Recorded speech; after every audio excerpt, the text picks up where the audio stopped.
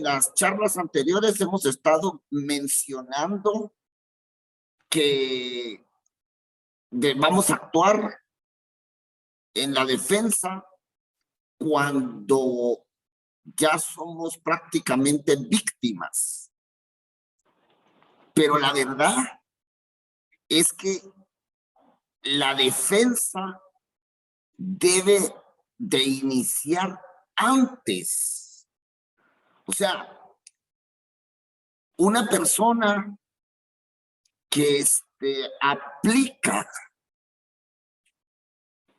el concepto, digamos, los principios de la defensa personal de manera correcta, debe de evitar ser víctima. O sea, ¿qué quiero decir con eso? Que nosotros tenemos que prever las circunstancias para no caer en un evento en el que nos veamos obligados a utilizar la técnica. ¿Ya? Cuando estuve en Japón, un extranjero, también era un extranjero, pero no recuerdo la nacionalidad, se levantó y le preguntó al maestro Ken Sakio, que en ese momento ya era una persona de bastante edad. Creo que más o menos 90 años de edad. Sin embargo, el maestro todavía se veía robusto, fuerte. Y la persona le pregunta, le dice, maestro, usted a su edad todavía tiene la capacidad para defenderse y enfrentar a gente joven. Entonces el maestro le dijo, así que no. Pero ¿cómo va a ser? Le dijo, pero usted podría, con el conocimiento que tiene. Le dijo que con la vida, con el tiempo de la vida, él había entendido que la defensa radicaba en estar donde no hay peligro. A mí eso no se me olvidó nunca, porque dijo, ¿verdad? Lo primero, tenemos que estar en lugares seguros. O sea, en el caso nuestro, aquí en Guatemala, no nos vamos a ir a meter a la terminal con un reloj de oro, ¿verdad? O sea, no nos vamos a ir a la terminal exponiendo 3,000 quetzales en efectivo. Porque lógicamente nos ven y ¿qué va a suceder? Nos van a asaltar. ¿Ya? Entonces, el asunto es que la defensa de nuestra integridad no depende del conocimiento técnico que poseemos, sino depende de la sabiduría con la que conducimos nuestra vida. Ahí radica el primero de los principios que le dan efectividad a la defensa propia.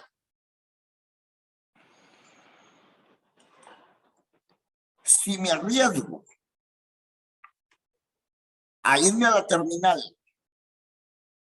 con el reloj, con un Rolex, yo mismo estoy atentando contra la integridad física y contra mi vida. Si dejo abierta la puerta de la casa, lo más probable que cuando regrese no encuentre nada.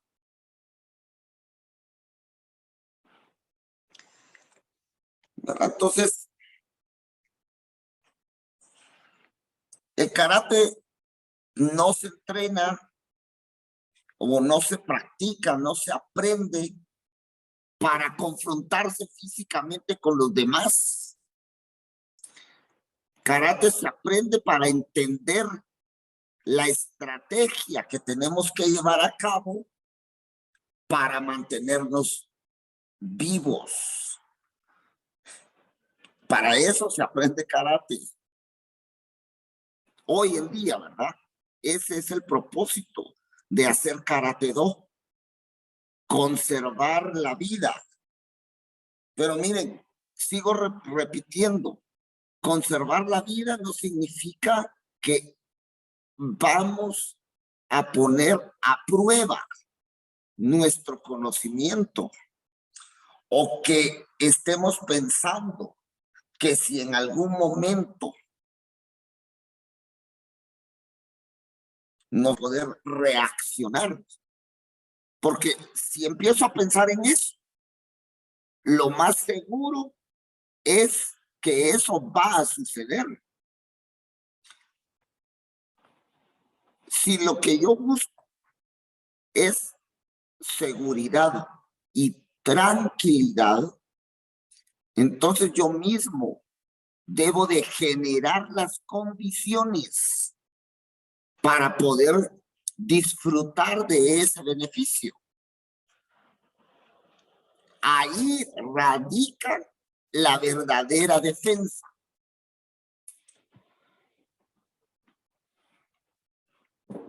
Sí, me doy a entender en esto, ¿verdad? Porque la verdad que es el punto fundamental de la defensa personal. Cuando somos víctimas de un ataque físico, cuando somos víctimas de una agresión verbal, ¿ya? O sea, de un ataque emocional, o cuando somos víctimas de un asalto, es porque seguro rompimos todo el protocolo previo de la defensa personal. ¿Ya? O sea que no fuimos capaces de cuidarnos. Eso es puntual en un 90%. Ahora, el otro 10% es cuando, a pesar de que hemos tomado todas las precauciones necesarias, sucede algún evento que nos obliga a reaccionar en nuestra defensa física. ¿Ya? O sea, cumplimos con todo ese protocolo de poder pensar, no provocar que me asalten, no estar en algún lugar peligroso, y etcétera, etcétera. Y sin embargo, algo sucede, ¿verdad? En ese 10%, definitivamente tenemos que actuar con base a la técnica, o sea, a nuestra capacidad de pelea. Porque karate no está alejado de la pelea. Karate Do es pelea. ¿Mm? El maestro Hashimoto, que en paz descanse, él siempre nos decía que no es lo mismo hacer un combate que hacer una pelea. En el combate hay ciertas condiciones. Al menos eso era lo que él nos decía, ¿verdad? Y ahorita pues que estamos hablando, yo me recuerdo. Entonces él decía que en el combate habían ciertas condiciones que, digamos, protegían a los dos oponentes, ¿verdad? Él decía el kumite, o sea, el kumite y la pelea es kenka. Entonces, en la pelea, como todos sabemos, porque eso es popular, la primera regla es que no hay reglas. Así, eso lo sabemos todos, ¿verdad? Por eso dije yo que dentro del 10% que no está bajo nuestro control, eso, nuestra defensa depende de nuestra capacidad de pelea, del uso que hacemos, del conocimiento que tenemos de la técnica. Con el maestro Mabuni aprendí algo que era muy, muy importante, y él decía que Karate Do no se había diseñado para pelear. No era el propósito, o no es hasta este momento, no es el propósito salir a pelear, a buscar una contienda. Entonces él decía, hay que hacer todo lo posible por no pelear, pero si se da el caso y es necesario tomar la decisión de pelear, estar dispuesto a morir y a matar. ¿Ya? Miren, tal vez suena un poquito así fuerte hablar de la muerte, pero en realidad, ¿qué sucede cuando estamos frente a un asesino? Este asesino va a considerar darnos, digamos, llamémosle así, darnos una paliza solo para amedrentarnos. ¿Será que él va a tener esa compasión? ¿O será que el asesino simplemente está dispuesto a matarnos? Bueno, yo me imagino que saben la respuesta. Por eso es un asesino, porque esa persona no tiene piedad. ¿Ya? Simple, simple. Ahora, porque cuando hablamos de una pelea no estamos hablando de que aquí a la vuelta de la esquina me sale una pequeña circunstancia con algún vecino y nos agarramos a trancazos, pues. O sea, eso no tiene relevancia, ¿ya? Eso no tiene relevancia.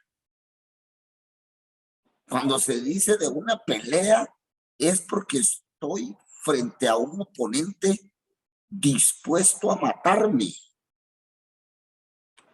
en un asalto, contra un asesino, ¿ya?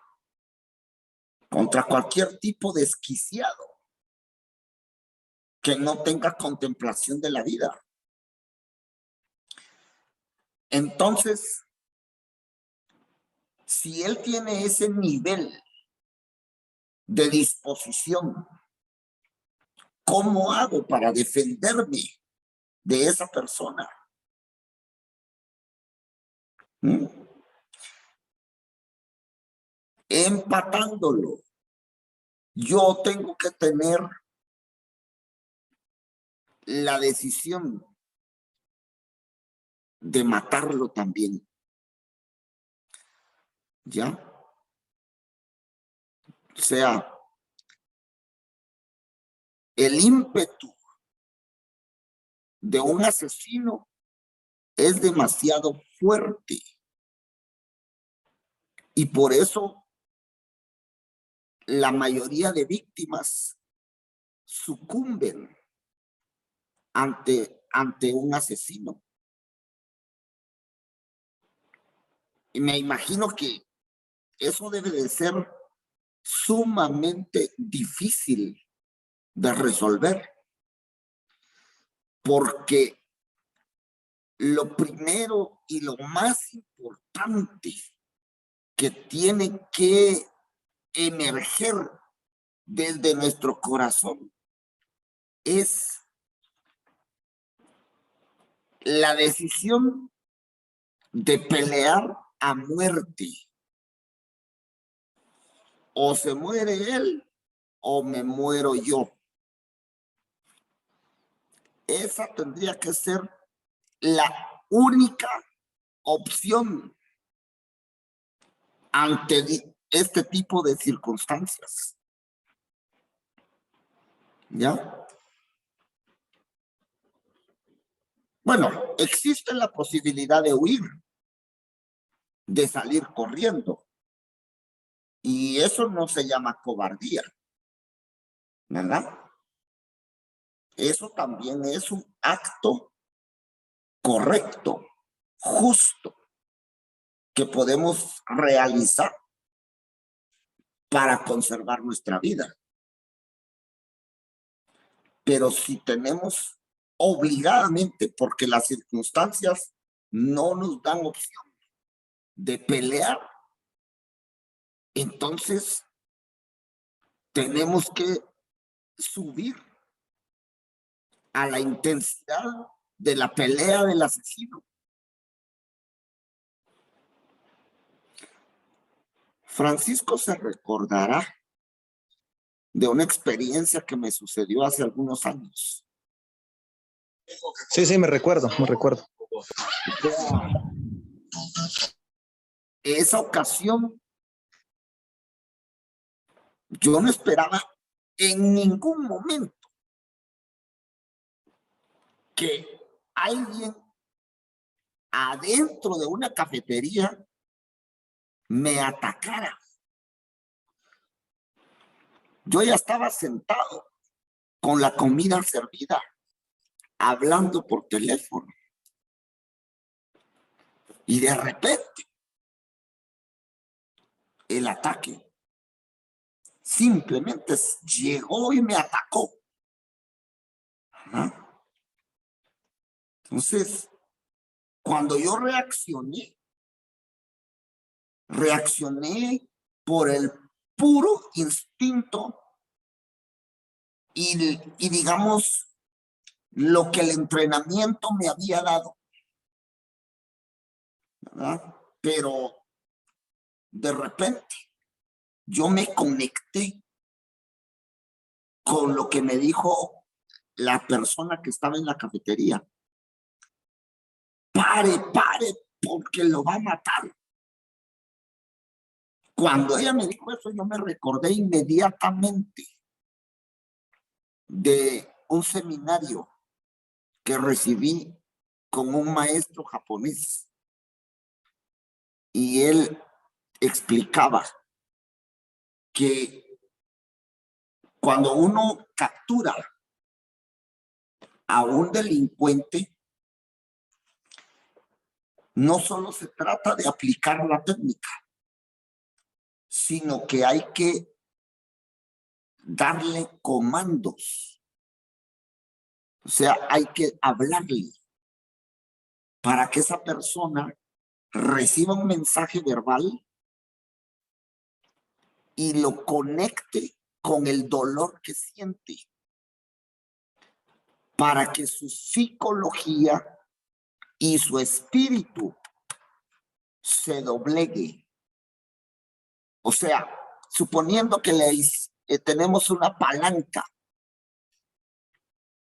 como él, su energía de lucha es intensa. Entonces él se va a sobreponer al dolor y el dolor le va a mandar un mensaje de más energía. ¿Ya?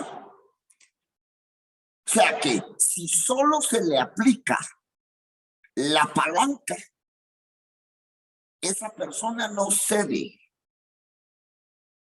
Porque esta es gente mala. Esa es gente que vive en el dolor. Ya.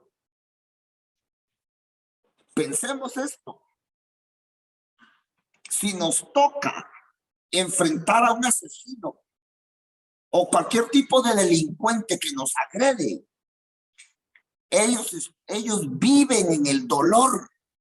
Entonces un puñetazo, una patada o cualquier acción técnica que reciban, para ellos es algo normal. Entonces, ellos son resilientes a los golpes porque están acostumbrados a recibir golpes emocionales, golpes físicos, psicológicamente están heridos. ¿Ya? Entonces ellos no toman conciencia de que un golpe les está haciendo daño. Pero ¿qué pasa? Si cuando le aplican la palanca, ¿sí?, le dicen, te voy a quebrar el brazo,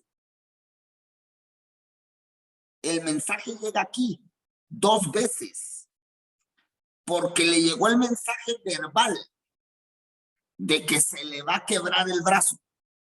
Y él en ese momento siente el dolor. Y entonces dice, híjole, me va a quebrar el brazo. Y ahí empieza a doblegar su espíritu hasta que obedece lo que se le está diciendo. ¿Ya?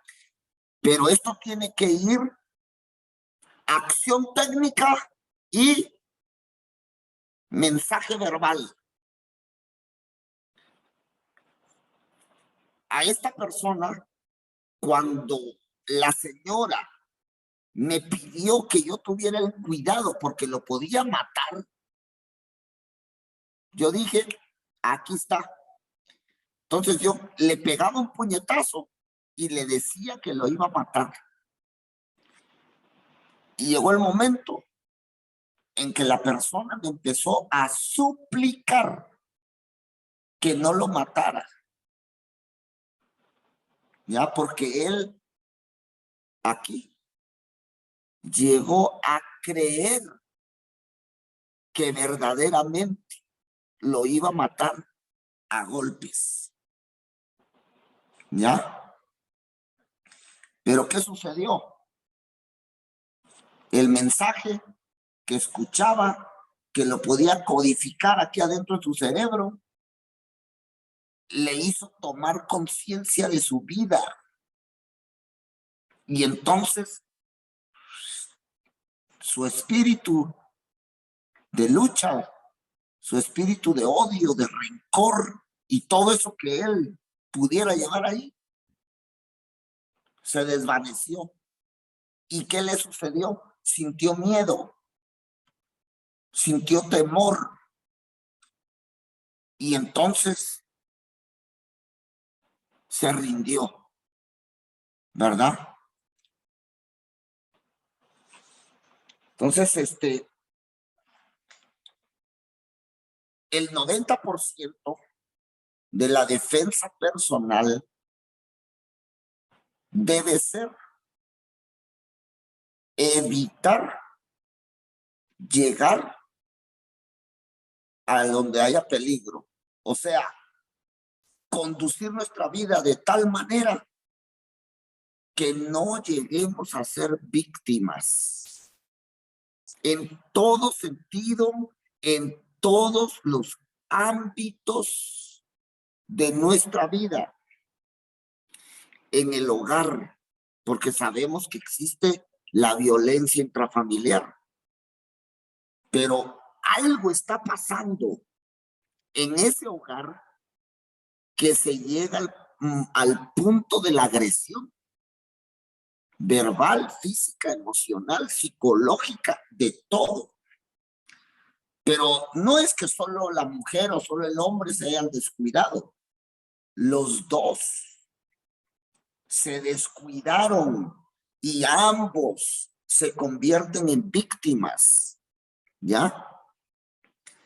Porque cuando hablamos de violencia intrafamiliar, no solo es la mujer la que cae en el papel de víctima, también el hombre, porque los dos se agreden, ¿ya? Ambos se hacen daño. En muchos casos no llega a haber contacto físico. En otro montón sí, ¿verdad? Eso lo sabemos siempre. Pero quiero señalar que hay muchos casos de violencia intrafamiliar en la que no hay contacto físico, o sea, no hay agresión física, pero sí hay daño emocional. Y los dos resultan hechos pedazos. Y aquí se pasan llevando en la colada a los hijos, ¿verdad? Pero esto sucede a consecuencia de que hemos perdido el control de nuestra defensa, ¿ya? Si hubiéramos sabido cuidar nuestra actitud, si hubiéramos sabido cuidar ciertos detalles que hubieran evitado llegar hasta ese punto, posiblemente la separación se hubiera dado, pero sin tanto sufrimiento, sin haberse ocasionado tanto daño, ¿verdad? Porque miren, en general, en las relaciones humanas, un asunto fundamental es la comunicación, saberse comunicar correctamente. Luego, saber gestionar los conflictos, porque no estamos diciendo de que entre las personas todo sea color de rosa, sino que cuando se suscita un evento, una circunstancia complicada, hay que saberla gestionar, hay que saber manejar la situación para poderse comunicar verbalmente y poderse lograr entender. Estamos hablando ahorita cuando hay conflicto entre personas normales. No estamos hablando del caso contra un asesino, ¿verdad? Sino entre personas normales. En la casa, los cónyuges, o en el caso de papá e hijos, o de mamá e hijos, saberse comunicar, tener la capacidad de entender y de comprender a la otra persona. Y aquí entra en juego la capacidad de escuchar, ¿verdad? O sea que los conflictos muchas veces se pueden evitar. Y debería de ser nuestro propósito. Nunca caer en conflicto. Nunca. Aquí viene el segundo punto.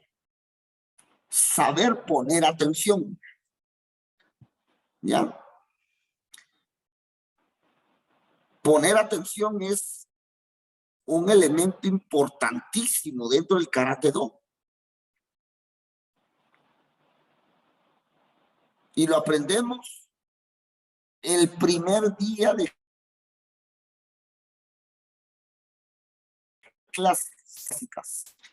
Heiso Kudachi, Musubidachi, Soto Hachi Jidachi. ¿Quién me define qué es Soto Hachi Jidachi? Marco Tulio. ¿Todavía está ahí Marco Tulio, no? Aquí estoy, Shihan. Es una posición para estar listos para cualquier ataque o defensa. Listos a la voz de mando. Posición para poner atención. O sea, miren ustedes, a veces no nos damos cuenta que desde la primera clase ya tenemos el elemento más importante dentro de la defensa personal. Poner atención. Ya, pero también hay que saber aprender a poner atención, porque no es tan fácil. O sea, todos pensamos que nos mantenemos atentos.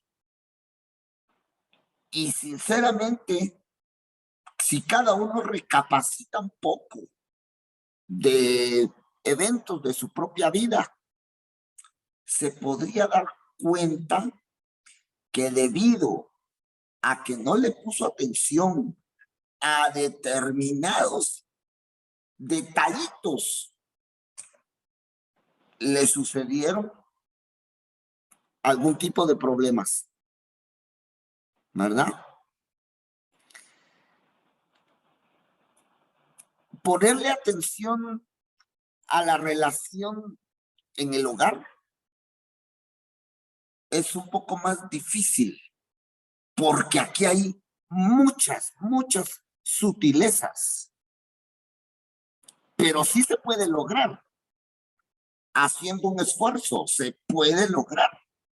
Estar atentos, darse cuenta de el carácter, de las necesidades que tiene la otra persona, ya sea la esposa o el esposo o los hijos. ¿Qué necesidades tienen nuestros hijos? ¿Qué es lo que ellos quieren que no lo saben pedir, verdad? Emocionalmente hablando, porque no estoy hablando de que si quieren algún tipo de juguete, sino en cuanto a su circunstancia humana, ¿ya? Saber llegarse a dar cuenta de todos estos asuntos, o por lo menos la mayoría, porque ahí pudiéramos lograr mantenernos en armonía constante con estas personas que son muy importantes en nuestra vida. Ahora, ponerle atención a circunstancias externas, como cuando salimos a la calle, es más fácil. Porque aquí lo que tenemos que estar bien atentos es a observar qué tipo de personas están caminando por el lugar donde estamos. A que si vamos a parquear en un sótano, pues no quedarnos en el lugar más oscuro, ¿verdad? Por ejemplo, estas cosas. Si de repente me doy cuenta que me vienen siguiendo, siento la presencia de alguien que me persigue, pues entonces tomar acción y buscar algún lugar donde me pueda resguardar. O sea, aquí en esto es más fácil, pero tengo que estar despierto. O sea, tengo que estar alerta, ¿ya? No caer en un estado de ansiedad. No, es nada más estar alerta, entender.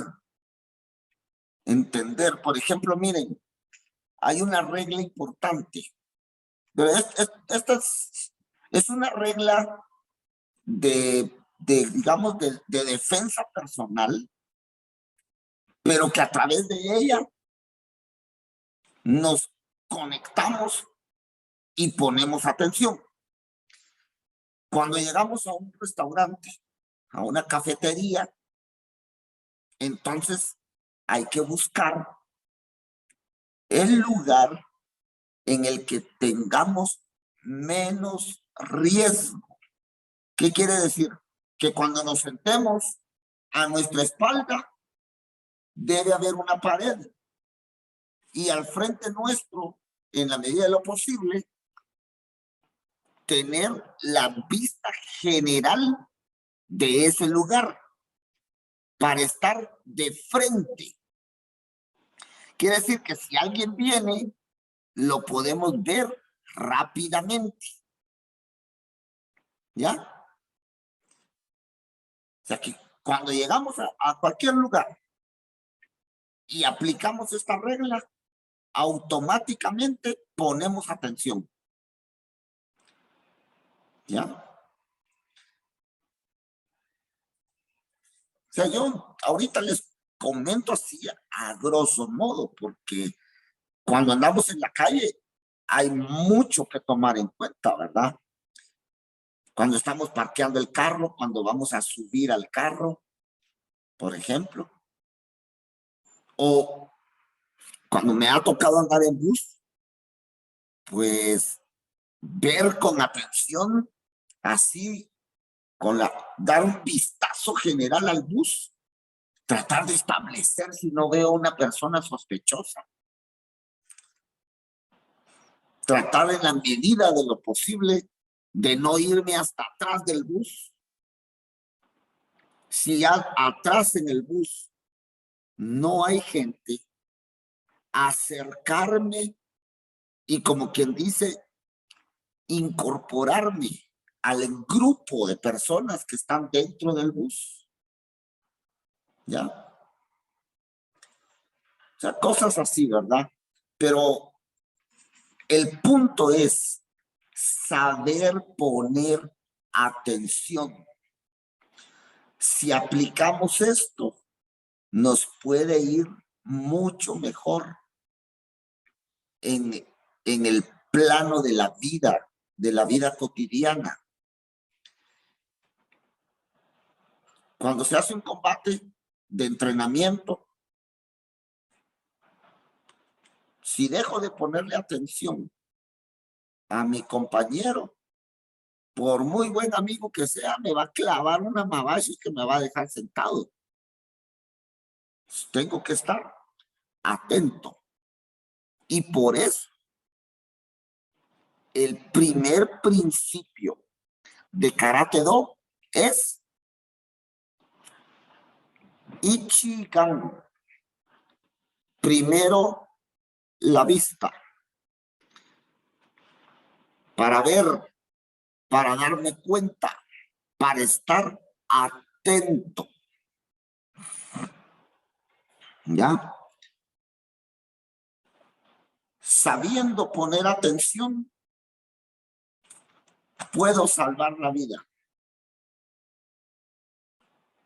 Y voy a tener efectividad en la defensa personal. ¿Por qué? Porque no voy a llegar al extremo de tenerme que enfrentar a un oponente. Entonces quiero que se vea claro. Aquí, de la palma de la mano para acá, hay un 90% que depende de mí para no llegar al extremo de tener que pelear con alguien. Y de acá para acá hay un 10% o de repente menos, pero es un porcentaje así, que se sale de control porque pueden haber sorpresas en la vida, ¿ya? Pero si llegué a este límite y me va a tocar pelear, tengo que estar dispuesto a todo. Simple. No hay mucho que explicar ahí. Durante todo este 90%, yo me pongo atento a vivir en paz, a vivir en armonía, a mantener un equilibrio emocional, a ser cordial con las personas, ¿ya? Aquí, a no caer en riesgo. Pero si la vida me llevó y estoy aquí y tengo que dar ese paso hacia acá, entonces ahí mi disposición emocional tiene que cambiar, porque ya tengo al oponente atacando, ya estoy en peligro inminente de morir, ¿ya?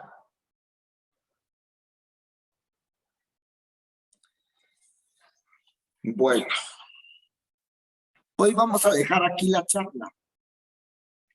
Poco a poco, pues, ¿verdad? No sé si con las 3 charlas que hemos tenido he podido dejar algún mensaje claro, pero voy a hacer el esfuerzo, ¿verdad? Una charla próxima o tal vez 2 charlas más, hablando de la defensa personal y hablando de la pelea, porque de plano, la defensa personal en algún momento, como ya lo expliqué, se conecta 100% con la pelea, ¿ya? Entonces tenemos que hablar de la pelea. De repente sería bueno, pero voy a ver si puedo organizar algo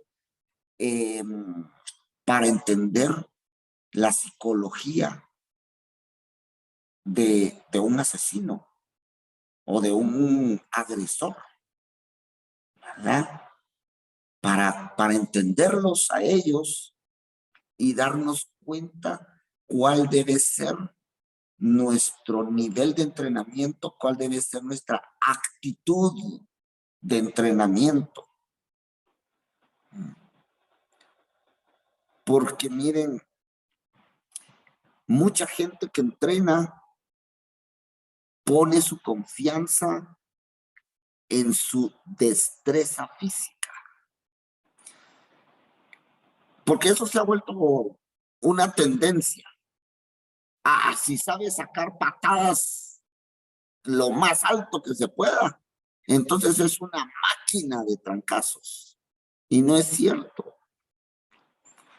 Pero como se ha hecho una tendencia, el que no tiene destreza se da por vencido y cree que no tiene la capacidad de aprender a defenderse. ¿Ya? Y deja de entrenar. Entonces, tenemos que superar esas creencias que son limitantes. Karate-Do es muy amplio. Tiene mucho de dónde sacar para que todas las personas que lo practican a conciencia en algún momento desarrollen y optimicen su capacidad de defensa. Ya expliqué todo, ¿verdad? La verdadera defensa está en no llegar al punto de tener que pelear. Esa es la verdadera defensa. Ahí está el cuidado de nuestra integridad. Cuando ya llegó el momento de que tenemos que pelear, es seguro que nuestra integridad física va a sufrir. ¿Ya? Yo me pude defender de esa persona, logré salir avante de esa persona, pero creo que Francisco me vio y la cara la tenía morada de aquí hasta aquí. Sí, yo me recuerdo de esa ocasión que estaba reunida toda su familia, sus hermanas, su cuñado, su mamá, y llegó su papá y llegué yo. Sí me recuerdo y sí nos asustamos porque realmente la cara la tenía hinchadísima y me recuerdo que en múltiples ocasiones usted nos repetía de que le decía al ladrón que por qué le pegaba y que usted lo iba a matar cuando lo tenía ya doblegado, ¿verdad? Me recuerdo que tal vez por la cuestión del susto, o no sé, ¿verdad? Usted nos lo repetía a cada rato y a cada rato y a cada rato. Y todos entendimos pues que en ese momento que su vida estaba en peligro, porque realmente fue una ocasión de que su vida estaba en peligro. La necesidad de poder defenderse y realizar la acción que hizo en su momento fue lo que en su momento el cuerpo le permitió reaccionar, ¿verdad? Y realmente reaccionó de una forma que fue un reflejo ya, o un instinto ya de la múltiple repetición de un movimiento ya ejecutado durante varios años, ¿verdad? Entonces, correcto, pero lo que yo quería recalcar es que a pesar de que yo salí avante de esa situación, me dejó la cara lastimada. Entonces ahí, cuando llegamos a ese punto, no pudimos encajar con lo que la verdadera defensa predica, porque es cuidar nuestra integridad física, mental, emocional y espiritual. Y si esa persona me lastimó la cara, automáticamente yo caí en una circunstancia en la que no fui capaz de cuidar mi integridad, ¿verdad? O sea, analizándolo como debe de ser. Porque si nos ponemos a pensar que al final de cuentas lo pude doblegar, llegó la policía, se lo llevó preso. Entonces cualquiera diría, puchica, te defendiste. Pero eso, al final de cuentas, ya no fue defensa.